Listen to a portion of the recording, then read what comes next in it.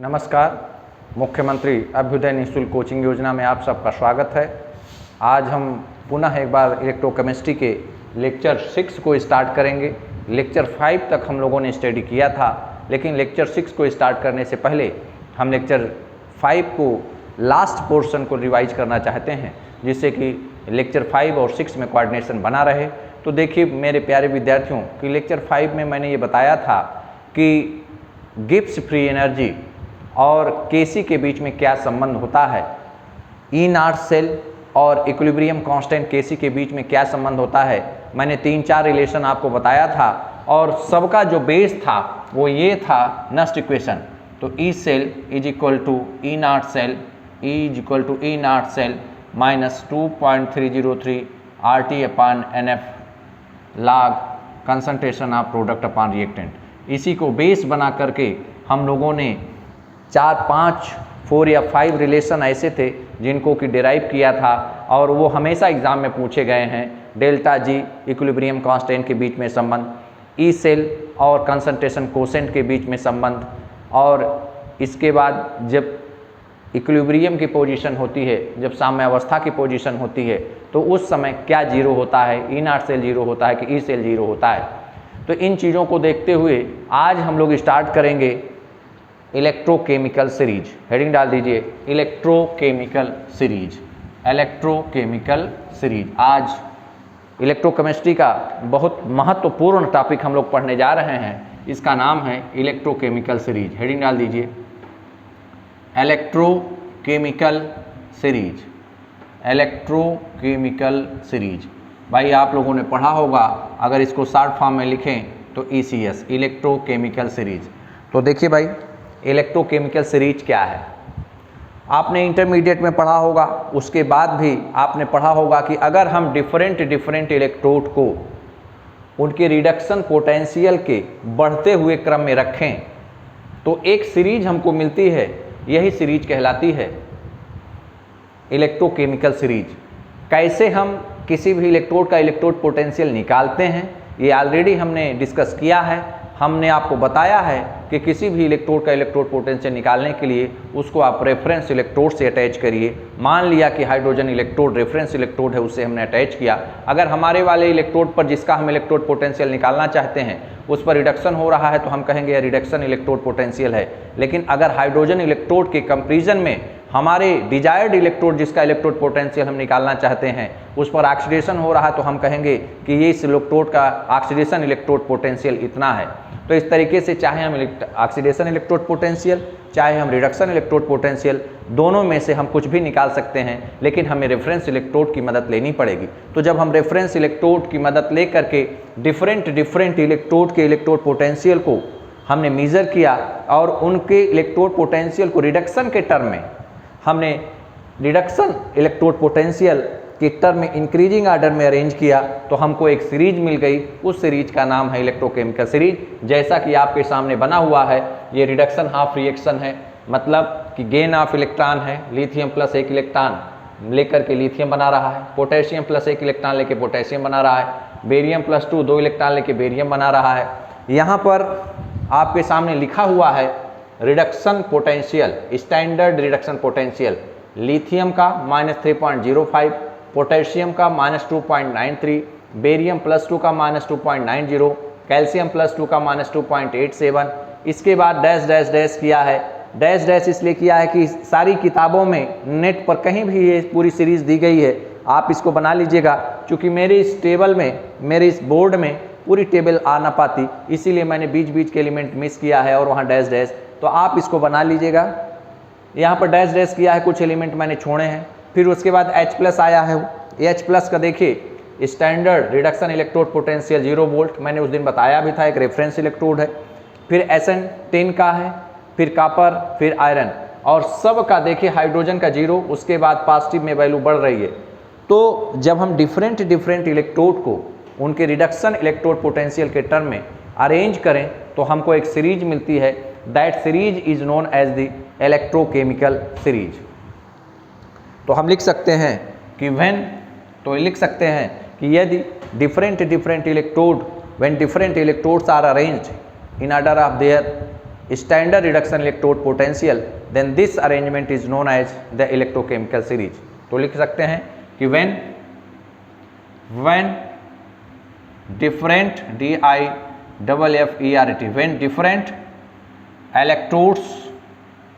when different electrodes are arranged,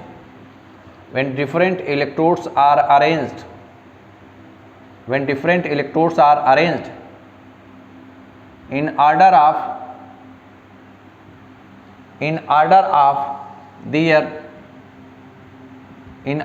their increasing value of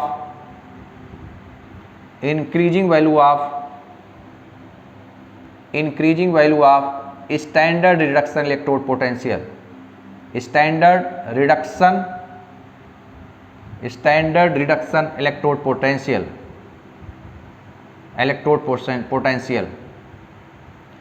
then a series is obtained,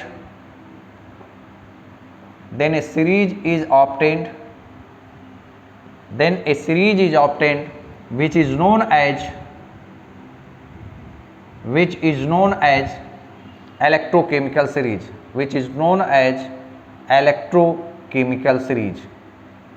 electrochemical series, जिसको कि short form में हम ECS भी कह सकते हैं। E माने इलेक्ट्रो, C माने केमिकल, S माने series.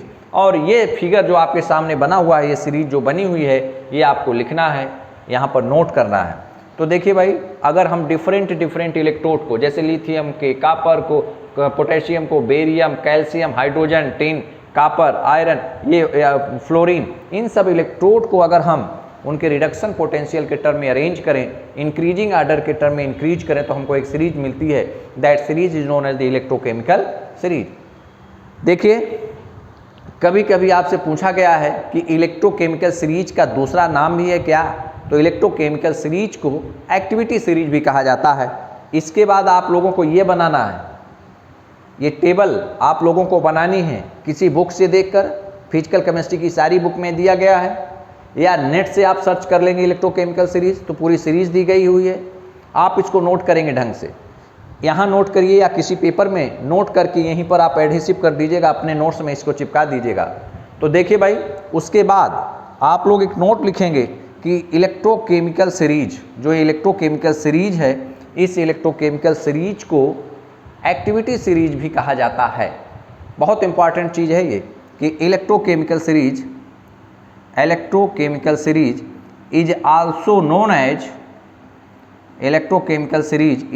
Known as activity series, ACTIVITY। Electrochemical series is also known as electrochemical series, इसको इलेक्ट्रोकेमिकल सीरीज भी कहा जाता है। और इसके बाद जो सबसे महत्वपूर्ण है, एक बार की घटना मैं बताता हूं आपको। मैं बिहार लोक सेवा आयोग में इंटरव्यू दे रहा था असिस्टेंट प्रोफेसर पद का। मुझसे ये पूछा गया कि इलेक्ट्रोकेमिकल सीरीज का क्या नाम है, तो मैंने बताया एक्टिविटी सीरीज। उन्होंने कहा कि इसका कोई और नाम है क्या? तो एक नाम इसका और हमने पढ़ा था, वो नाम है गैल्वेनिक सीरीज। तो आप लिख सकते हैं कि electrochemical series is also known as galvanic series. Electrochemical series is also known as galvanic series, is also known as galvanic series, इसको गैल्वेनिक सीरीज भी कहा जाता है। तो इलेक्ट्रोकेमिकल सीरीज या गैल्वेनिक सीरीज कहा जाए तो आप समझ जाएंगे कि ये इलेक्ट्रोकेमिकल सीरीज है। तो देखिए भाई, आपने ये देखा कि जब हम ऊपर से नीचे बढ़ रहे हैं, यहाँ पर देखिए ऊपर से नीचे हम बढ़ रहे हैं, तो इनका स्टैंडर्ड रिडक्शन इलेक्ट्रोड पोटेंशियल बढ़ रहा है। तो जनरली इलेक्ट्रोकेमिकल सीरीज में जो इलेक्ट्रोड रखे गए हैं, उन इलेक्ट्रोड को इन जनरल हम रिडक्शन के फॉर्म में रख रहे हैं। चूँकि IUPAC कहती है कि इलेक्ट्रोड को आप रिडक्शन इलेक्ट्रोड के टर्म में रिप्रेजेंट करें तो ज़्यादा बेहतर होगा। अगर ऑक्सीडेशन निकालना है तो बस रिएक्शन को रिवर्स करेंगे। जैसे अगर इसका निकालना हो तो कैल्शियम चेंज हो रहा है, कैल्शियम +2 इलेक्ट्रॉन में, जहाँ पर इसकी स्टैंडर्ड रिडक्शन इलेक्ट्रोड पोटेंस की वैल्यू -2.87 है, उसको हम कहेंगे +2.87। तो अब आप हेडिंग डाल दीजिए एप्लीकेशन ऑफ इलेक्ट्रोकेमिकल सीरीज। तो आपने इलेक्ट्रोकेमिकल सीरीज की डिफिनीशन हम लोगों ने पढ़ा कि जब डिफरेंट इलेक्ट्रोड के इलेक्ट्रोड पोटेंशियल को उनके इंक्रीजिंग आर्डर में स्टैंडर्ड रिडक्शन इलेक्ट्रोड पोटेंशियल को उनके इंक्रीजिंग आर्डर में रिप्रेजेंट करें तो हमको जो सीरीज मिलती है that series is known as the electrochemical series. और आप हेडिंग डाल दीजिए application of electrochemical series, heading डालिए एप्लीकेशन ऑफ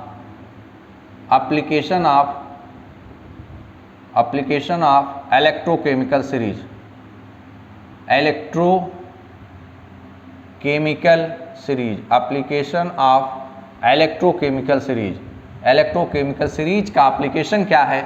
इसमें फर्स्ट एप्लीकेशन, पहला एप्लीकेशन, हमारे पास 5 एप्लीकेशन है।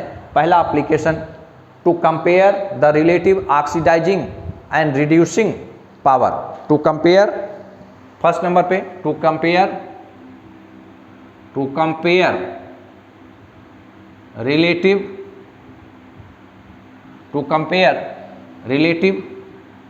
Oxidising,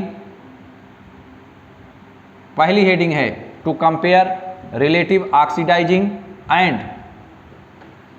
reducing power, REDUCING, reducing power. मतलब किस मेटल का रिड्यूसिंग पावर कम होगा, किसका ज़्यादा होगा, किसका ऑक्सीडाइजिंग पावर ज़्यादा होगा, किसका कम होगा, हम इलेक्ट्रोकेमिकल सीरीज को देख करके बता सकते हैं।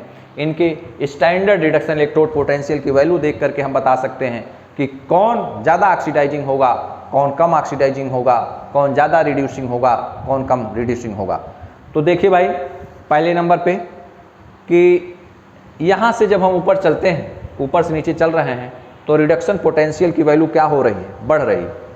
तो केमिस्ट्री ये कहती है, पहला पॉइंट इसमें कि ग्रेटर द रिडक्शन पोटेंशियल, ध्यान से सुनिएगा, ग्रेटर द रिडक्शन पोटेंशियल, किसी भी एलिमेंट का, किसी भी आयन का अगर reduction potential, standard reduction potential की वैल्यू ज़्यादा है तो इसकी बेहतर टेंडेंसी, रिडक्शन पोटेंशियल की वैल्यू ज़्यादा है तो यह ईजिली रिड्यूस होगा, it will be easily reduced.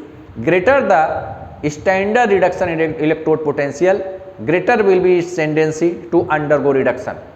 तो जितना ज़्यादा रिडक्शन पोटेंशियल होगा उतना ही ज़्यादा, तो पहला पॉइंट, फर्स्ट पॉइंट इसका है, first point greater the GREAT, greater the value of standard reduction electrode potential, greater the value of standard reduction electrode potential, electrode potential greater will be its tendency, greater will be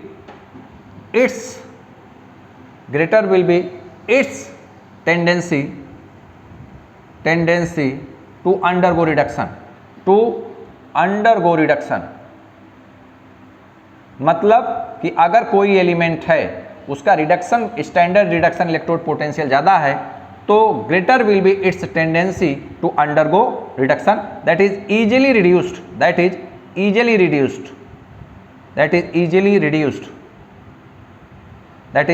reduced. For example देखिए भाई, यहाँ मैं बता रहा हूँ, मैं erase कर दूंगा।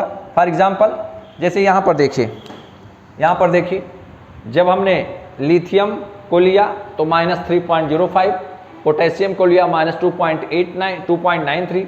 तो जब हम ऊपर से नीचे बढ़ रहे हैं तो देखिए रिडक्शन पोटेंशियल की वैल्यू बढ़ रही ना, क्योंकि ये बहुत ज़्यादा कम हो गया, माइनस में है तो कम हो गया, 3.05 जरूर है लेकिन माइनस में है तो इतना ज़्यादा कर्ज है, बहुत कम है, और ऊपर से नीचे बढ़ रहे हैं तो वैल्यू बढ़ रही है। इसका मतलब कि जब हम ऊपर से नीचे बढ़ते हैं तो रिडक्शन पोटेंशियल की वैल्यू क्या हो रही है? बढ़ रही।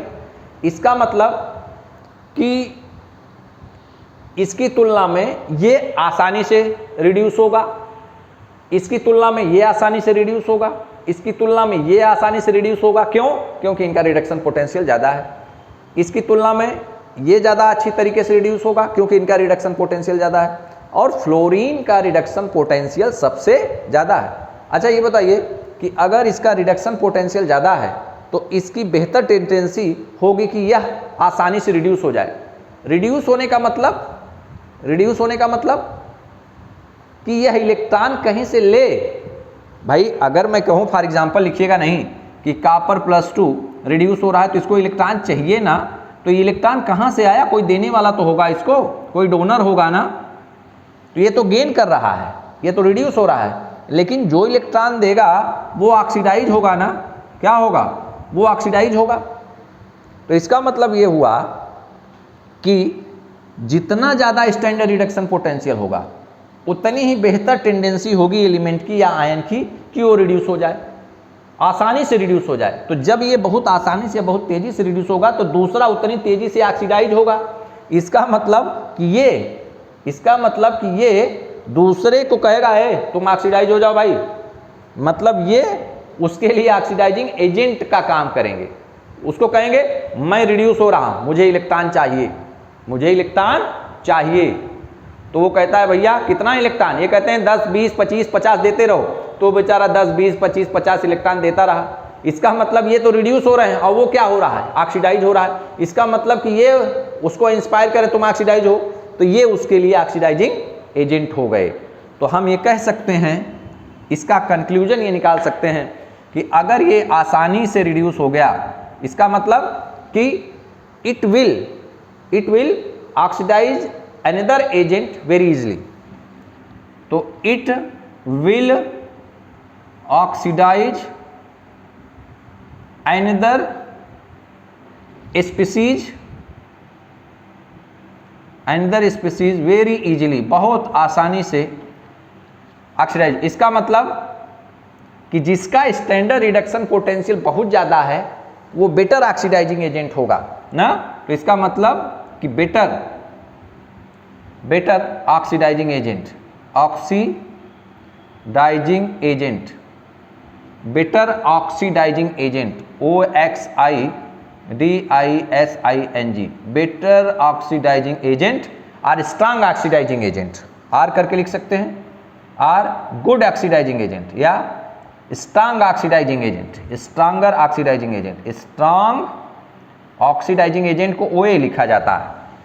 तो इस तरीके से भाई हम लोगों ने ये पाया कि जिसका रिडक्शन पोटेंशियल ज़्यादा होगा, जैसे मैंने लिखा A+ आयन, मैंने लिखा A+2 आयन, मैंने लिखा A+3 आयन, A+4 आयन, इसका स्टैंडर्ड रिडक्शन पोटेंशियल 2 यूनिट, इसका रिडक्शन पोटेंशियल 4 यूनिट, इसका स्टैंडर्ड रिडक्शन 6 यूनिट, इसका स्टैंडर्ड रिडक्शन पोटेंशियल 8 यूनिट। तो ये बताइए, मैं पूछूं ये रिडक्शन है, स्टैंडर्ड रिडक्शन इलेक्ट्रोड पोटेंशियल की वैल्यू है ये। तो जिसका स्टैंडर्ड रिडक्शन पोटेंशियल की वैल्यू जितनी ज़्यादा वो उतना ही तेजी से रिड्यूस होगा। तो जब ये रिड्यूस होगा तो दूसरे को ये कहेगा तुम ऑक्सीडाइज हो भाई, जिससे हमको इलेक्ट्रॉन मिले। तो जिसका स्टैंडर्ड रिडक्शन पोटेंशियल जितना ज़्यादा वो बेहतर तरीके से रिड्यूस होगा। जब बेहतर तरीके से रिड्यूस होगा तो उसको बेहतर तरीके से इलेक्ट्रॉन चाहिए। तो जब बेहतर तरीके से उसको इलेक्ट्रॉन चाहिए, देने वाला कहेगा भैया तुम आसानी से इलेक्ट्रॉन ले लो, तो ये दूसरे को ऑक्सीडाइज करेगा तभी तो रिड्यूस होगा ना। तो इसका मतलब मैं पूछूं कि इसमें बेहतर ऑक्सीडाइजिंग एजेंट कौन है, बेटर ऑक्सीडाइजिंग एजेंट। मैं पूछूं कि रिडक्शन बेटर ऑक्सीडाइजिंग एजेंट, मैं अगर पूछूं कि 4 ऑप्शन दिए गए हैं, इनमें बेहतर ऑक्सीडाइजिंग एजेंट कौन है, तो जिसका स्टैंडर्ड रिडक्शन इलेक्ट्रोड पोटेंशियल सबसे ज़्यादा है वो बेहतर ऑक्सीडाइजिंग एजेंट होगा। तो इसका स्टैंडर्ड रिडक्शन पोटेंशियल सबसे ज़्यादा है, इसलिए बेहतर ऑक्सीडाइजिंग एजेंट होगा। ये एग्जाम्पल आप लोग नोट कर लीजिएगा, बहुत इंपॉर्टेंट एग्जाम्पल है, समझने में काम देगा।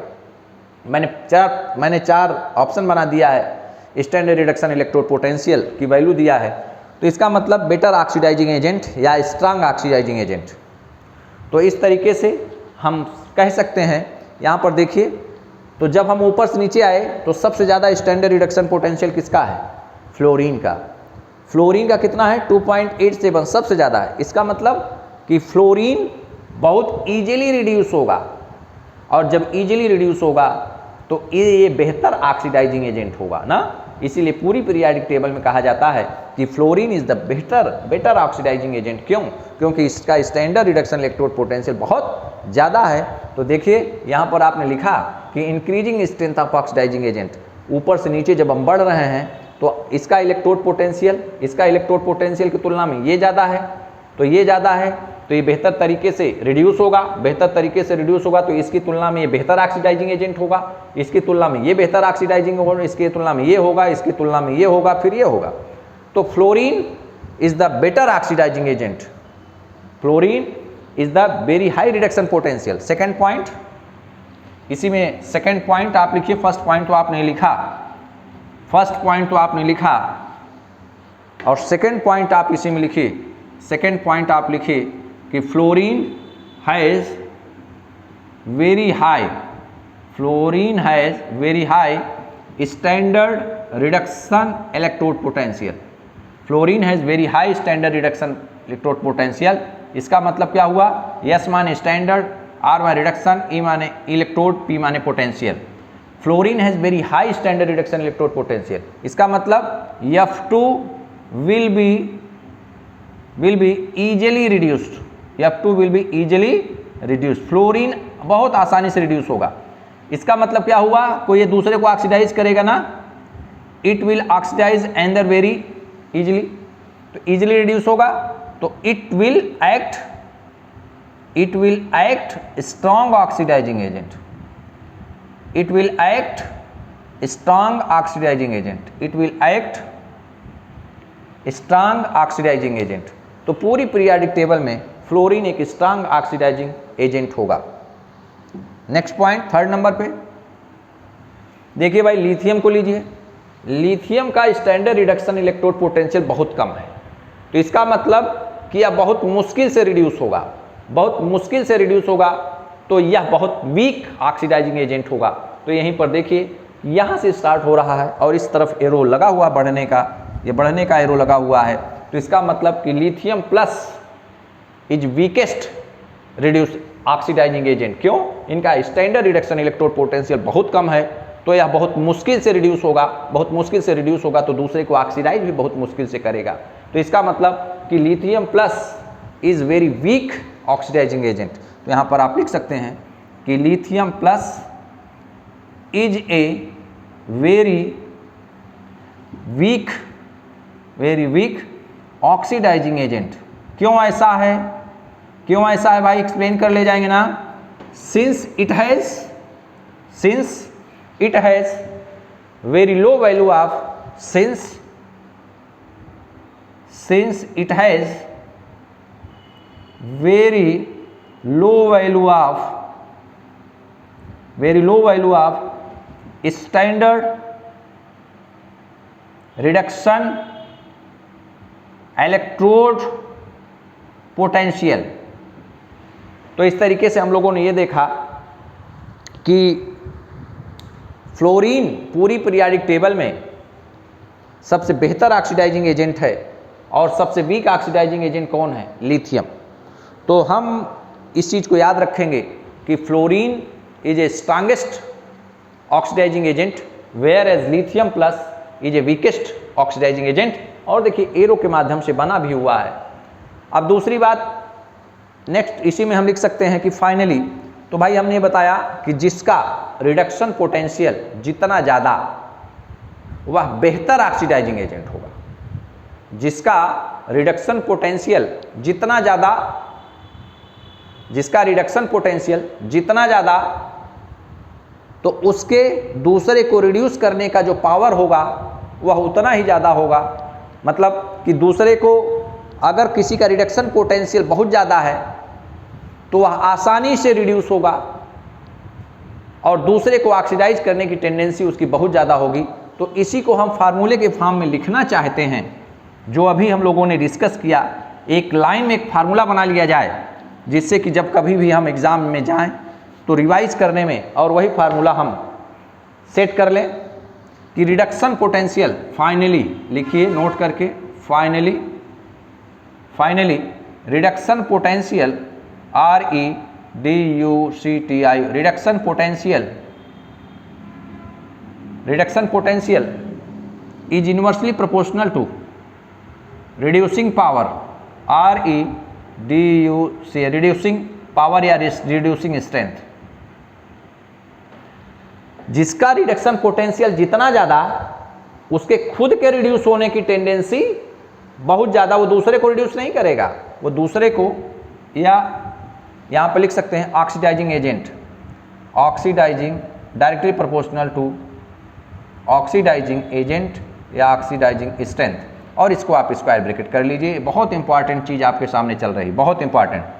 नीट और जेई के प्रश्न को सॉल्व करने के लिए ये फार्मूला याद रखिएगा, बहुत कारगर फार्मूला है ये। रिडक्शन पोटेंशियल अगर ऐसे वैल्यू दिया जाए जिसका रिडक्शन पोटेंशियल जितना ज़्यादा उसका ऑक्सीडाइजिंग स्ट्रेंथ या ऑक्सीडाइजिंग एजेंट वो बहुत स्ट्रांग होगा।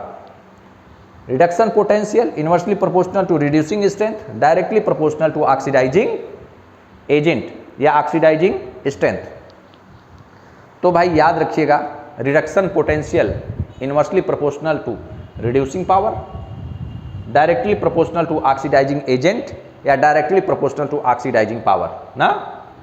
और नेक्स्ट पहले नंबर पर तो हो गया to compare oxidising and reducing power, और सेकेंड नंबर पे हेडिंग डाल दीजिए, सेकेंड नंबर पे heading to compare the relative activities of metal. इसका दूसरा जो इंपॉर्टेंस है, महत्व है, to compare the relative activity. Second number पे दूसरा application, to compare the relative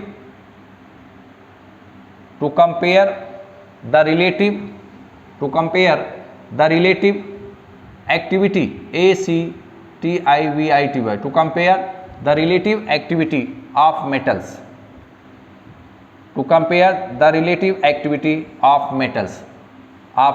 तो ध्यान दीजिए भाई, देखिए यहाँ पर मैंने आपको बताया था अभी जब हमने ऑक्सीडाइजिंग और रिड्यूसिंग पावर कैसे कंपेयर करेंगे, तो मैंने बताया था कि जिसका रिडक्शन पोटेंशियल जितना ज़्यादा वह बेहतर ऑक्सीडाइजिंग एजेंट। तो अगर ये बेहतर ऑक्सीडाइजिंग एजेंट होगा तो इसका मतलब fluorine is the better oxidising agent. तो रिड्यूसिंग एजेंट ये वीकर होगा कि बहुत अच्छा रिड्यूसिंग एजेंट होगा? सर जस्ट अपोजिट, जो अच्छा ऑक्सीडाइजिंग एजेंट है वो वीकर रिड्यूसिंग एजेंट होगा। और जो ये देखिए लिथियम प्लस, इसका ऑक्सीडाइजिंग पावर सबसे कम, तो इसका मतलब इसका रिड्यूसिंग पावर सबसे ज़्यादा। इसीलिए देखिए रिड्यूसिंग एजेंट या reducing strength REDU reducing strength या ISTRENGTH। तो इसका मतलब कि ये देखिए लिथियम का रिड्यूसिंग स्ट्रेंथ सबसे ज़्यादा है, लिथियम का रिड्यूसिंग स्ट्रेंथ सबसे ज़्यादा। क्यों? क्योंकि इसका स्टैंडर्ड रिडक्शन पोटेंशियल की वैल्यू सबसे कम है। तो देखिए रिड्यूसिंग स्ट्रेंथ सबसे ज़्यादा किसकी? फ्लोरीन का जो ऑक्सीडाइजिंग एजेंट का पावर है, ऑक्सीडाइजिंग पावर है, वो सबसे ज़्यादा है। इसका मतलब इसका रिड्यूसिंग पावर सबसे कम। लिथियम का ऑक्सीडाइजिंग पावर सबसे कम, इसका मतलब इसका रिड्यूसिंग पावर सबसे ज़्यादा। तो देखिए इसीलिए यहाँ पर ऊपर से नीचे की तरफ इंक्रीजिंग ऑक्सीडाइजिंग पावर है, ऊपर से नीचे तक इंक्रीजिंग ऑक्सीडाइजिंग पावर है, लेकिन यहाँ पर इसका जस्ट अपोजिट हो जाएगा। इधर से इधर जाएंगे तो रिड्यूसिंग पावर इंक्रीज होगा, इधर से इधर जाएंगे तो रिड्यूसिंग पावर इंक्रीज होगा। यहाँ से यहाँ आने पर ऑक्सीडाइजिंग पावर इंक्रीज होगा, और इधर से इधर जब हम जाएंगे तो रिड्यूसिंग पावर इंक्रीज होगा। क्यों? क्योंकि ऑक्सीडाइजिंग पावर का जस्ट अपोजिट होता है रिड्यूसिंग पावर। तो पहले नंबर पे हम लोगों ने ये कंपेयर किया था कि ऑक्सीडाइजिंग रिड्यूसिंग पावर किसका कम होगा, किसका ज़्यादा होगा। तो मैंने कहा जिसका स्टैंडर्ड रिडक्शन इलेक्ट्रोड पोटेंशियल जितना ज़्यादा वह बेहतर ऑक्सीडाइजिंग एजेंट होगा, और बेहतर ऑक्सीडाइजिंग एजेंट हो गया तो पुअर रिड्यूसिंग एजेंट हो जाएगा, पुअर रिड्यूसिंग एजेंट। तो कहीं लिख लीजिए, कहीं फिर से लिख लीजिए उसको। तो इसका मतलब कि reduction potential REDU reduction potential inversely proportional to reducing power REDU reducing power, directly proportional to oxidising power ना, और reduction potential inversely proportional reducing power, directly proportional to oxidising power. और जिसका ऑक्सीडाइजिंग पावर कम है या बेहतर oxidising agent है, तो वो अगर बेहतर ऑक्सीडाइजिंग एजेंट है तो inversely proportional to reducing agent. तो देखिए रिडक्शन पोटेंशियल इसका सबसे ज़्यादा, इसका रिडक्शन पोटेंशियल सबसे ज़्यादा, तो इसका रिड्यूसिंग पावर सबसे कम होना चाहिए। तो देखिए रिड्यूसिंग पावर या रिड्यूसिंग एजेंट इसका सबसे कम, चूंकि यहाँ से स्टार्ट हो रहा हो, यहाँ मैक्सिमम हो रहा है। अब हम दूसरी बात को स्टार्ट करते हैं, to compare the relative activity of metals. हम रिलेटिव एक्टिविटी मेटल की कैसे डिटरमाइन करते हैं? तो ये कहते हैं कि जिसका ऑक्सीडेशन पोटेंशियल जितना ज़्यादा वह मेटल उतना ही एक्टिव होता है। जैसे ये सब रिडक्शन, लिथियम +1 इलेक्ट्रॉन लिथियम, ये माइनस में जो वैल्यू दी गई है स्टैंडर्ड रिडक्शन इलेक्ट्रोड पोटेंशियल है। पोटेशियम +1 इलेक्ट्रॉन, ये स्टैंडर्ड रिडक्शन इलेक्ट्रोड पोटेंशियल है। अगर हम ऑक्सीडेशन इलेक्ट्रोड पोटेंशियल निकालना चाहें तो यही वैल्यू रिवर्स हो जाएगी, मतलब कि यहाँ पर ये ज़्यादा था, ये ज़्यादा था, ये ज़्यादा था, ये ज़्यादा था। लेकिन अगर हम ऑक्सीडेशन इलेक्ट्रोड पोटेंशियल निकालेंगे तो वहाँ पर सबसे ज़्यादा कौन हो जाएगा? वहाँ सबसे ज़्यादा ये हो जाएगा, फिर ये हो जाएगा, फिर ये हो जाएगा, फिर ये हो जाएगा ना।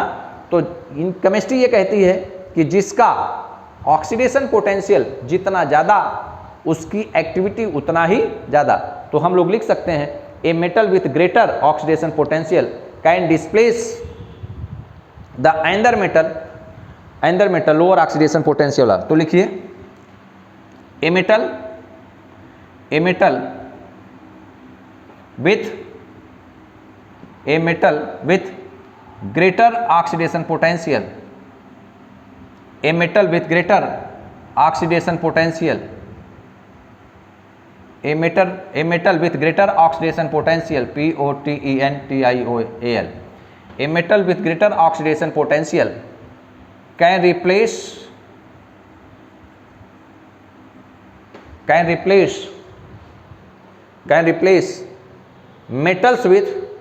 replace metals with lower oxidation potential, OXIDATION,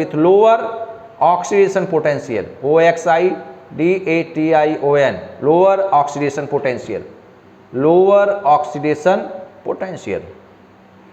तो एक मेटल जिसका ऑक्सीडेशन पोटेंशियल बहुत ज़्यादा है वह दूसरे मेटल को जिसका ऑक्सीडेशन पोटेंशियल कम हो उसको रिप्लेस कर सकता है। इसका मतलब ये हुआ कि जिसका ऑक्सीडेशन पोटेंशियल ज़्यादा है उसकी एक्टिविटी ज़्यादा है। तो हम लिख सकते हैं ऑक्सीडेशन पोटेंशियल। तो for example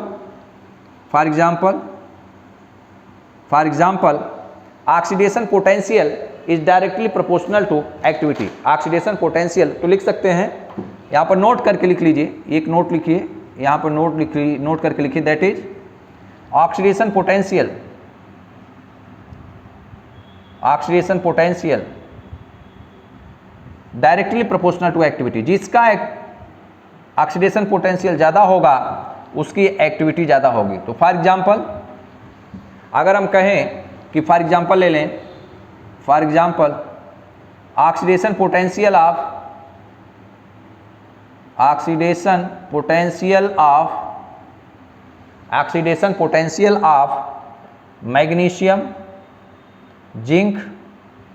magnesium, zinc, copper, iron और एजी। मैग्नीशियम, जिंक,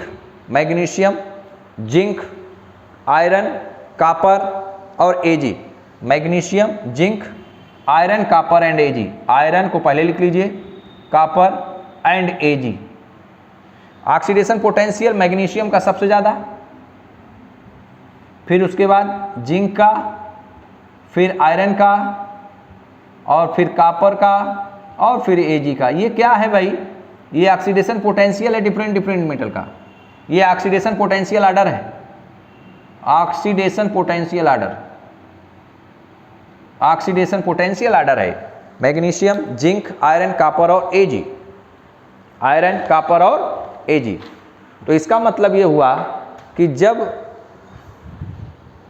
मैग्नीशियम का ऑक्सीडेशन पोटेंशियल जिंक से ज़्यादा है, जिंक का ऑक्सीडेशन पोटेंशियल आयरन से है, आयरन का कॉपर से, कॉपर का एजी से ज़्यादा ऑक्सीडेशन इलेक्ट्रोड पोटेंशियल है। तो इसका मतलब ये हुआ कि ये अपने राइट साइड के इलेक्ट्रोड को, अपने राइट साइड के मेटल को बहुत आसानी से रिप्लेस करेगा। इसका electrode potential, oxidation electrode potential iron से ज़्यादा है, तो इसकी एक्टिविटी इससे ज़्यादा होगी और इसकी एक्टिविटी इससे ज़्यादा होगी। इसकी एक्टिविटी, कॉपर की एक्टिविटी एजी से, सिल्वर से ज़्यादा होगी। तो इस तरीके से oxidation potential is directly proportional to activity. तो हम ये कह सकते हैं कि प्रत्येक मेटल, यहाँ जो सीरीज दी गई है प्रत्येक मेटल अपने राइट साइड के इलेक्ट्रोड को उसके सॉल्यूशन से बहुत आसानी से रिप्लेस कर सकता है। तो यही जो ऑक्सीडेशन इलेक्ट्रोड पोटेंशियल, यहाँ आपने लिखा था, ढंग से लिख लीजिए, ऑक्सीडेशन इलेक्ट्रोड पोटेंशियल, यहाँ पर oxidation electrode potential order, oxidation electrode potential order, magnesium, zinc, iron, फिर कॉपर, फिर एजी। और यही जो सीरीज है, यही सीरीज एक्टिविटी सीरीज कहलाएगी। इसका मतलब कि प्रत्येक मेटल, यहाँ पर प्रत्येक मेटल अपने राइट साइड के मेटल को उसके सॉल्यूशन से रिप्लेस कर सकता है। इसका मतलब प्रत्येक मेटल अपने राइट साइड के मेटल से ज़्यादा एक्टिव है। So each metal can displace metals on it's right from the salt solution, so therefore activity is. तो यहाँ पर लिखना है भाई, तो इसलिए मैं इरेज कर देता हूँ इसको। तो यहाँ पर लिखिए, नीचे लिखिए, so each metal can displace, यहाँ पर नीचे लिखिए, इसी के नीचे, so each metal can displace, so each metal can displace the other metal, can displace the metals, can displace the metals, MET, can displace the metals on its right, metals on its rights, on its rights का मतलब प्रत्येक metal जो अपने दाहिने तरफ उपस्थित metal हैं उनको रिप्लेस कर सकता है। So each metal can displace the metal on its right from salt solution, So the activity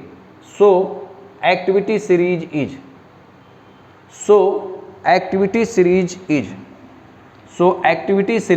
या ऑर्डर इज, यही ऑर्डर है, magnesium is greater than zinc, is greater than iron, is greater than copper, is greater than Ag।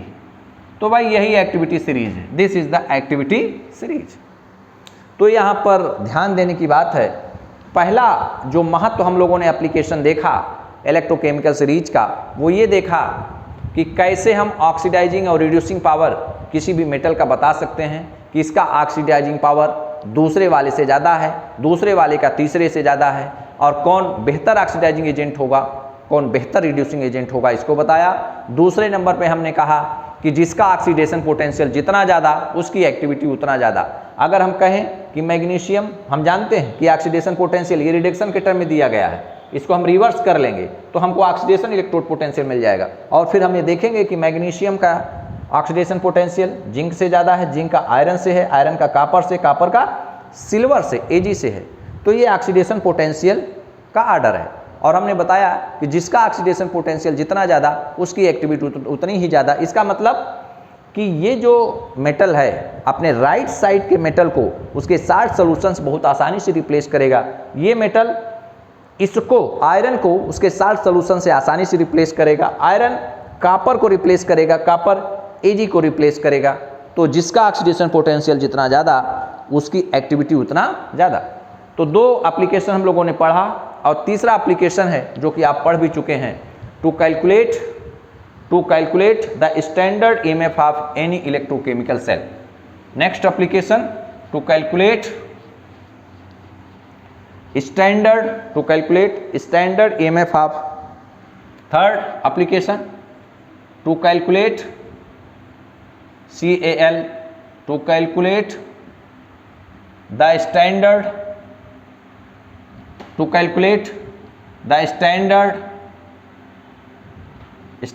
EMF, to calculate the standard EMF of any electrochemical cell, electrochemical cell, कोई भी electrochemical cell है तो to calculate the standard EMF of any electrochemical cell. तो भाई आप लोग already जानते हैं कि EMF of the cell, standard EMF of the cell is equal to E0 right side में, और रिडक्शन के फॉर्म में इसको लेंगे, minus E nought left side, और ये भी रिडक्शन के फॉर्म में लेंगे। ये फार्मूला ऑलरेडी हम लोगों ने डिस्कस किया है। अगर कोई बच्चा कहे कि हम ऑक्सीडेशन के टर्म में लेंगे, यहाँ लेफ्ट साइड को ऑक्सीडेशन के टर्म में लेंगे, तो reduction electrode potential is equal to minus oxidation electrode potential, यहाँ आप प्लस कर देंगे और प्लस करने के बाद तब आप इसको ऑक्सीडेशन इलेक्ट्रोड पोटेंशियल, मतलब कहने का अगर कोई बच्चा चाहे तो ऐसे भी लिख सकता है E not cell is equal to E naught right, और यहाँ पर ये रिडक्शन फॉर्म, और यहाँ पर प्लस कर लीजिए और यहाँ पर लिखिए ई नॉट लेफ्ट, और ये ऑक्सीडेशन फॉर्म, तो इस तरीके से oxidation electrode potential is equal to minus reduction electrode potential, या reduction electrode potential is equal to minus oxidation electrode potential. तो इस तरीके से हम निकाल सकते हैं किसी भी इलेक्ट्रोकेमिकल सेल का ईएमएफ कैसे निकाला जा सकता है। भाई हमने आपको बताया था कि सेल कैसे बनता है, जब दो हाफ सेल, एक हाफ सेल ये, दूसरा हाफ सेल, दोनों को अटैच कर दिया जाता है और इनको साल्ट ब्रिज से अटैच किया जाता है, तो इसके इलेक्ट्रोड पोटेंशियल और इसके इलेक्ट्रोड पोटेंशियल का जो डिफरेंस होता है ER minus EL is known as the EMF of the cell. बस शर्त इतनी है कि सर्किट से कोई भी करंट फ्लो ना कर रही हो। तो इस तरीके से हम लोगों ने ये पाया, 3 एप्लीकेशन हम लोगों ने पढ़ा। पहले नंबर पे ऑक्सीडाइजिंग और रिड्यूसिंग पावर की स्ट्रेंथ को कंपेयर करना, दूसरे नंबर पर मेटल्स की एक्टिविटी को कंपेयर करना, तीसरे नंबर पर हम स्टैंडर्ड ईएमएफ कैसे कैलकुलेट करेंगे उसको भी हम आराम से बता सकते हैं इलेक्ट्रोड पोटेंशियल की बेसिस पर। रिडक्शन इलेक्ट्रोड पोटेंशियल अगर मालूम है हमको तो हम दोनों इलेक्ट्रोड के स्टैंडर्ड रिडक्शन इलेक्ट्रोड पोटेंशियल का डिफरेंस ले लेंगे और वही डिफरेंस ईएमएफ होगा, वही डिफरेंस इलेक्ट्रोमोटिव फोर्स कहलाएगा। और इसके बाद जो कि चौथा fourth, to predict whether a metal react with acid, जो कि इंटरमीडिएट में भी पढ़े हैं। फोर्थ नंबर पे टू प्रिडिक्ट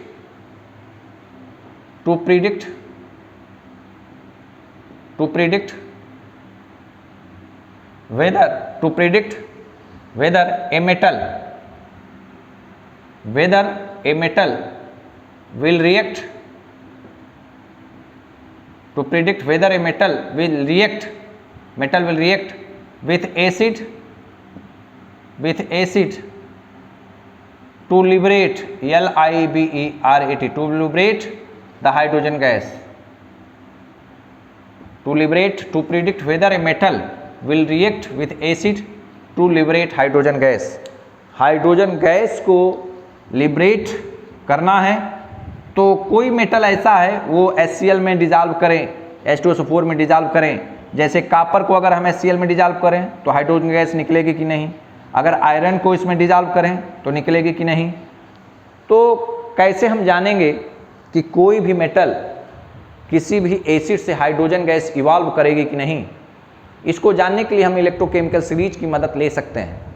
तो देखिए भाई, कोई भी मेटल जब एसिड से रिएक्शन करता है तो किस स्वरूप में करता है। अगर हम मेटल की रिएक्शन कराएं, मेटल प्लस एसिड, तो कैसे रिएक्शन करेगा। तो एग्जांपल हम ले लें, मेटल को हमने क्या लिख लिया, मेटल, एसिड क्या देगा भाई टूट के, एसिड तो ये H+ देगा ना, तो मेटल और H+, तो क्या बनाएगा M+, क्या बनाएगा M+, मेटल क्या बनाएगा M+ प्लस हाफ H2, ये हाइड्रोजन गैस निकल जाएगी, हाइड्रोजन गैस निकलेगी। तो मेटल की रिएक्शन, भाई ये एसिड है ना, तो एसिड तो क्या देगा, एसिड का काम है H+ देना, तो एसिड ने H+ दिया, तो मेटल प्लस H+ क्या बनाया M+, और क्या बनाया हाफ H2। अब यह रिएक्शन 2 भाग में स्प्लिट की जा सकती है, which can be split into 2 parts। This reaction ये which can be split into 2 parts, which can be split into 2 parts, इसको 2 भागों में तोड़ सकते हैं। पहले नंबर पे मेटल आयन देगा और इलेक्ट्रॉन देगा। पहले नंबर पे फर्स्ट मेटल क्या देगा, मेटल आयन देगा और 1 इलेक्ट्रॉन देगा। सेकेंड नंबर पे यही इलेक्ट्रॉन H+ जो एसिड से H+ है, एसिड से जो H+ मिलता है, एसिड से क्या मिलता है H+, और एक इलेक्ट्रॉन ले लेगा, क्या बनाएगा भाई, हाफ H2। ये क्या है, ऑक्सीडेशन, ये क्या है, रिडक्शन। मेटल चेंज होता है मेटल आयन में, और H+ वही इलेक्ट्रॉन लेकर के जो मेटल देता है, लेकर के हाफ H2 हाइड्रोजन गैस बना देता है। तो ये जो रिएक्शन है ये दो पार्ट में पार्टिसिपेट करती है। पहले वाले पार्ट में तो मेटल आयन इलेक्ट्रॉन देता है, दूसरे वाले पार्ट में हाइड्रोजन आयन एक इलेक्ट्रॉन लेकर हाइड्रोजन गैस इवॉल्व करती है।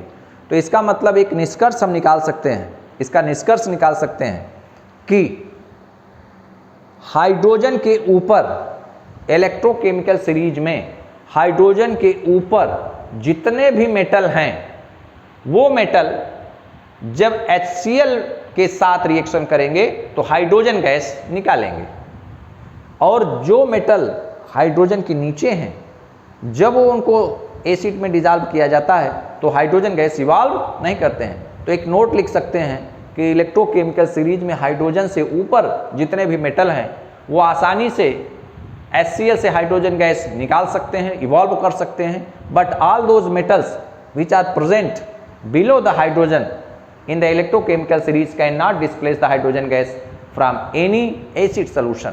तो एक नोट के फॉर्म में हम लोग लिख लें तो all metals lying above the hydrogen in the electrochemical series reacts with acid to give the hydrogen gas। तो यहाँ पर लिख लिया जाए नोट करके कि हाइड्रोजन के ऊपर लिख लीजिए, यहाँ पर लिखना है, नोट करके लिखिए ऑल द मेटल्स, नोट करके लिखिए all metals lying LYING, lying माने जो ऊपर है, all metals lying above the hydrogen in the electrochemical series will react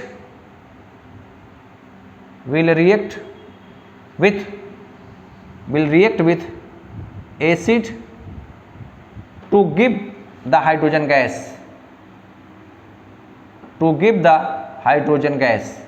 वो हाइड्रोजन गैस देंगे, रिएक्शन करेंगे। तो इसका मतलब हम लोग ये कह सकते हैं कि यहाँ ध्यान दीजिए, ऊपर हाइड्रोजन के ऊपर जितने हैं सबका इलेक्ट्रोड पोटेंशियल क्या है, निगेटिव, और नीचे जो हैं उनका है पॉजिटिव। तो हम ये कह सकते हैं कि जिनका रिडक्शन पोटेंशियल लोअर है, those metals which have lower reduction potential will liberate hydrogen gas very easily. तो लिख सकते हैं lower the reduction potential higher is the reactivity. देखिए जिसका रिडक्शन पोटेंशियल लोअर है उसकी रिएक्टिविटी HCl के साथ ज़्यादा है। तो यहाँ पर लिख लीजिए स्टार बना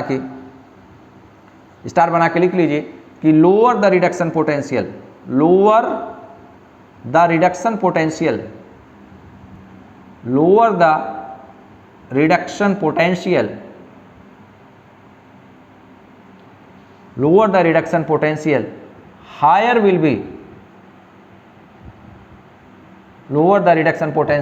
higher will be its activity या reactivity, higher will be its reactivity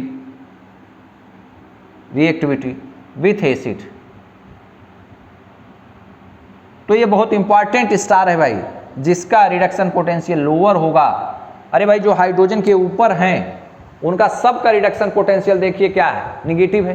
negative का मतलब इनके कंपैरिजन में बहुत कम, और बहुत कम है। तो मैंने यही तो बताया था कि हाइड्रोजन के ऊपर जो मेटल हैं वो आसानी से एसिड के साथ रिएक्शन करके हाइड्रोजन गैस देंगे। तो हाइड्रोजन के ऊपर जितने भी हैं सबका स्टैंडर्ड इलेक्ट्रोड पोटेंशियल निगेटिव है। निगेटिव होने का नाते वो बहुत मुश्किल से, अगर उनका रिडक्शन पोटेंशियल बहुत लोअर है तो वो बहुत तेजी से HCl से रिएक्शन करेंगे, हाइड्रोजन गैस को इवॉल्व करेंगे। और नेक्स्ट है 5वें नंबर पर, to predict the spontaneity of redox reaction. Next application पांचवा एप्लीकेशन है, फिफ्थ एप्लीकेशन है टू प्रिडिक्ट, पांचवा application, fifth application to predict, PREDICT, to predict the spontaneity, to predict the spontaneity of a, to predict the spontaneity of a redox reaction, to predict the spontaneity, to predict the spontaneity of a redox reaction, redox reaction की spontaneity को, वो spontaneous होगा कि नहीं, इसको भी हम electrochemical series के माध्यम से बता सकते हैं। तो भाई हम EMF ऑफ द सेल निकालें, EMF ऑफ द सेल निकालने के लिए हमको इलेक्ट्रोड पोटेंशियल चाहिए। इलेक्ट्रोड पोटेंशियल ऑक्सीडेशन वाला भी हो सकता है, रिडक्शन वाला भी हो सकता है, लेकिन IUPAC कन्वेंशन के अनुसार हम रिडक्शन लेंगे। तो E cell is equal to, चूँकि हम लोग जानते हैं, अभी लिखिएगा नहीं, पहले समझ लीजिएगा, E cell EMF of the cell, E right side में रिडक्शन के फॉर्म में, माइनस E लेफ्ट रिडक्शन के फॉर्म में ना, E cell EMF of the cell ये होता है। और ये EMF हम तभी निकाल सकते हैं जब हमको इलेक्ट्रोड पोटेंशियल की वैल्यू मालूम हो, इलेक्ट्रोड पोटेंशियल की वैल्यू हमको मालूम हो। तो इस तरीके से हमारे पास तीन केस हैं। पहले नंबर पर case one, if EMF of the cell, if E cell is greater than 0, तो स्पॉन्टेनियस। लेकिन भाई ध्यान रखिएगा, कंफ्यूज मत करिएगा, डेल्टा जी के टर्म में अगर delta G is greater than 0 था तो वो नॉन स्पॉन्टेनियस था, वो नॉन स्पॉन्टेनियस था। यही बच्चा कंफ्यूज करता है, उसको एग्जाम में यही चीज़ें याद नहीं रहती हैं।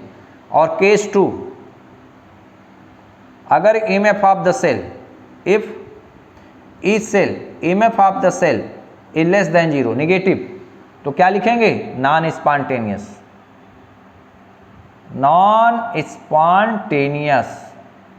स्वतः नहीं होंगी। इसका मतलब क्या हुआ कि डेल्टा जी की वैल्यू क्या हो गया, यहाँ पर delta G is greater than 0 non spontaneous, और डेल्टा जी यहाँ पे नॉन स्पॉन्टेनियस का मतलब delta G is greater than, E cell greater than 0 तो spontaneous, E cell less than 0 तो नॉन स्पॉन्टेनियस, यहाँ पर डेल्टा जी की value E cell greater than 0 spontaneous, और delta G is less than 0 तब spontaneous होता था, और यहाँ पर नॉन स्पॉन्टेनियस है तो डेल्टा जी की वैल्यू इज ग्रेटर देन 0। मैं यहाँ पर इसलिए बार बार लिख रहा हूँ चूँकि आपको याद रहे ये बात कि EMF ऑफ द सेल अगर ग्रेटर देन 0 है तो वो स्पॉन्टेनियस, लेकिन डेल्टा जी की वैल्यू नेगेटिव है तब वो स्पॉन्टेनियस होगा, SPONTANEOUS। ओके, अगर केस थ्री में if E cell is equal to 0, if E cell is equal to 0 तो हम कहेंगे कि यह पोजीशन इक्विलिब्रियम की है, EQUILIBRIUM, ये इक्विलिब्रियम की पोजीशन है। तो हमारे पास तीन बातें हैं, और यहाँ पर इक्विलिब्रियम की पोजीशन क्या थी डेल्टा जी के टर्म में, कंफ्यूज मत करिएगा। जब डेल्टा जी को आप स्पॉन्टेनिटी के टर्म में लेंगे तो डेल्टा जी बराबर 0 equilibrium, delta G is greater than 0 non spontaneous, delta G is less than 0 तो स्पॉन्टेनियस। ये तीन बातें थी, लेकिन इसका जस्ट रिवर्स ये है, E cell is equal to 0 equilibrium, और यहाँ पर इक्विलिब्रियम के लिए कंडीशन वही होगी, delta G is equal to 0। तो इस तरीके से हम लोगों ने ये पाया कि जो इलेक्ट्रोकेमिकल सीरीज है, इलेक्ट्रोकेमिकल सीरीज के 5 एप्लीकेशन हैं। पहला एप्लीकेशन ये है कि हम कोई भी मेटल, कोई भी एलिमेंट, कोई भी आयन दूसरे की तुलना में ज़्यादा ऑक्सीडाइजिंग है, रिड्यूसिंग है। दूसरे नंबर पर हम लोगों ने कहा एक्टिविटी को भी हम मेजर कर सकते हैं। तीसरे नंबर पे हमने कहा EMF ऑफ द सेल हम मेजर कर सकते हैं। फिर हमने कहा कि यह मेटल, जो दिया गया मेटल है, वो एसिड से हाइड्रोजन गैस को इवॉल्व करेगा कि नहीं करेगा, इसको भी हम इलेक्ट्रोकेमिकल सीरीज की मदद से बता सकते हैं। फिर हमने बताया कि हम स्पॉन्टेनिटी ऑफ रिडॉक्स रिएक्शन, एक ऐसी रिएक्शन जिसमें ऑक्सीडेशन रिडक्शन दोनों होता है, उसको हम रिडॉक्स रिएक्शन कहते हैं। तो मैंने ये बताया कि अगर ईएमएफ ऑफ द सेल 0 हो जाए तो इक्विलिब्रियम की पोजीशन, अगर ई सेल ग्रेटर देन 0 हो जाए तो spontaneous, E cell less than 0 हो जाए तो नॉन स्पॉन्टेनियस। लेकिन भाई ध्यान रखिएगा कि एक फार्मूला मैंने ये भी बताया था, reduction potential inversely proportional to reducing power is directly proportional to oxidising power. तो एक क्वेश्चन लिखिए, एक क्वेश्चन नोट करिए, एट व्हाट पीएच, एक क्वेश्चन लिखिए, एक क्वेश्चन लिखिए, at what pH of HCl solution, at what pH of HCl solution, at what pH of HCl solution will hydrogen gas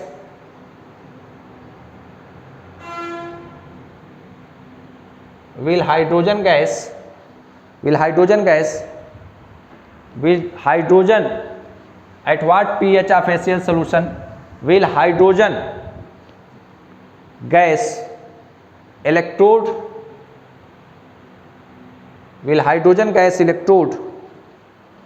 so electrode potential of electrode potential of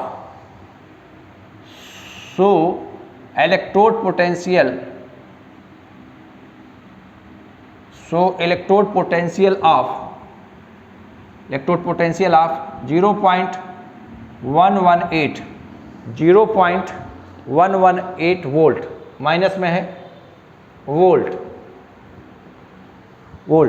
H2 gas is bubbled, नीचे आगे लिखिए, H2 gas is bubbled,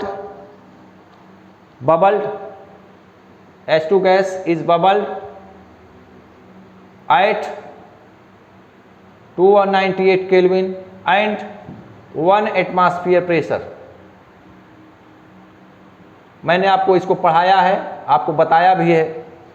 hydrogen gas का case है, hydrogen electrode का case है। मैंने आपको ये बताया था कि एक ग्लास ट्यूब है, ये एक ग्लास ट्यूब है, ये ग्लास ट्यूब है, इसमें प्लेटिनम प्लेट जो कि प्लेटिनम ब्लैक से है और नीचे ओपन है, ये HCl है, और यहाँ से हाइड्रोजन गैस पास किया जा रहा है, यहाँ से हाइड्रोजन गैस निकलेगी और ये प्लेटिनम का एक वायर है, ये रेक्टेंगुलर प्लेटिनम की प्लेट है, ये HCl यहाँ भरा गया है। Eight what pH of HCl solution, ये कह रहे हैं कि ये जो HCl सोल्यूशन भरा गया है इसका पीएच बताइए, इसका पीएच बताइए। Eight what pH of HCl solution, HCl solution के किस पीएच पर will hydrogen gas electrode so electrode potential of this H2 gas is bubbled at 298 Kelvin and 1 atmosphere pressure, 298 Kelvin और 1 atmosphere pressure पर। तो इसका pH बताना है HCl का। ये हाइड्रोजन गैस मैंने आपको पढ़ाया है, यहाँ पर स्टैंडर्ड हाइड्रोजन इलेक्ट्रोड पोटेंशियल के लिए HCl की कंसंट्रेशन 1 मोलर और 298 kelvin temperature, hydrogen gas 1 atmosphere pressure पर पास की जाती है। तो देखिए भाई, ये हाइड्रोजन इलेक्ट्रोड का केस है ना, तो हाइड्रोजन इलेक्ट्रोड के ऊपर हमने लिखा हाफ H2, इसको रिडक्शन फॉर्म में लिखा ना, ये रिडक्शन फॉर्म है, REDUCTI रिडक्शन फॉर्म है। तो इस पर नस्ट इक्वेशन अप्लाई किया जाए तो रिडक्शन फॉर्म के लिए नस्ट इक्वेशन लिखा जा सकता है, EH + H2 = E0 H + H2 minus 0.0591, कितने इलेक्ट्रॉन का ट्रांसफर है 1, और यहाँ पर क्या है log concentration of product, concentration of product का मतलब प्रेशर ऑफ H2 की पावर क्या हाफ अपॉन कंसंट्रेशन ऑफ क्या है H+, यही है ना। तो ये 1 एटमॉस्फेयर प्रेशर है जी, ये 1 एटमॉस्फेयर प्रेशर है, ये कौन सा प्रेशर है 1 एटमॉस्फेयर प्रेशर। तो EH + H2 = हाइड्रोजन इलेक्ट्रोड का स्टैंडर्ड इलेक्ट्रोड पोटेंशियल 0 माइनस 0.0591, और यहाँ पर log इसकी वैल्यू 1 हो जाएगी तो 1 अपान H+। मैंने आपको बताया था कि अगर कहीं पर log 1 अपान x है तो इसको हम लिख सकते हैं log x की पावर -1 माइनस log x लिख सकते हैं। तो इसी तरीके से log 1/H+ है प्रेजेंट केस में, तो इसको हम लिख सकते हैं -log H+, यही लिख सकते हैं ना। तो ये देखिए हम लिख सकते हैं, तो ये H+ ऊपर जाएगा तो H के ऊपर -1 होगा, log m की पावर n बराबर n log m, तो ये माइनस आगे आएगा तो फ्रंट पे आएगा तो माइनस माइनस क्या हो जाएगा प्लस, तो ये वैल्यू हो जाएगी प्लस 0.0591 और यहाँ पर हो जाएगा log और यहाँ पर क्या हो जाएगा H+। तो हमारे पास जो वैल्यू आई E H+H2 is equal to H+H2 is equal to 0.0591 और यहाँ पर क्या है बोलिए भाई, ये pH हो जाएगा ना और माइनस pH होगा, क्यों? क्योंकि pH बराबर फार्मूला हम लोग जानते हैं, pH इज इक्वल टू, यहाँ पर हम लिखते हैं क्या, तो देखिए हमारे पास ये केस यहाँ पर आया, यहाँ पर देखिए EH+H2 इज इक्वल टू 0.0591 और क्या था log H+, यही है ना। और हम फार्मूला जानते हैं pH is equal to minus log H+, यही जानते हैं ना, या माइनस pH माइनस से मल्टीप्लाई कर दीजिए इज इक्वल टू log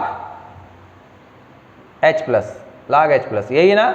ये देखिए, तो ये देखिए log H+ की वैल्यू माइनस pH, तो इसकी जगह पर हम लोग लिख सकते हैं ना, log H+ की जगह पर क्या लिख सकते हैं, log H+ की जगह माइनस pH, तो EH+H2 इज इक्वल टू 0.0591 और इसकी जगह पर क्या लिख लिए pH ना, तो इसकी वैल्यू दिया गया क्या, EH+H2 is equal to minus 0.0591 into pH और इसकी वैल्यू दिया गया है, देखिए इसकी वैल्यू दिया गया है -0.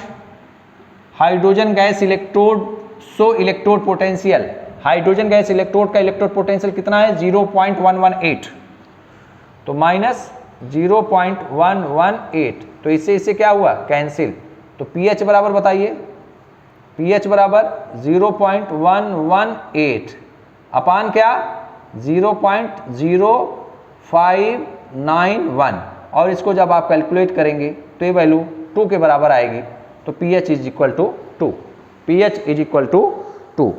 इस तरीके से आज हम लोगों ने जो चीज़ें पढ़ी हैं उसको मैं एक बार बता देता हूं।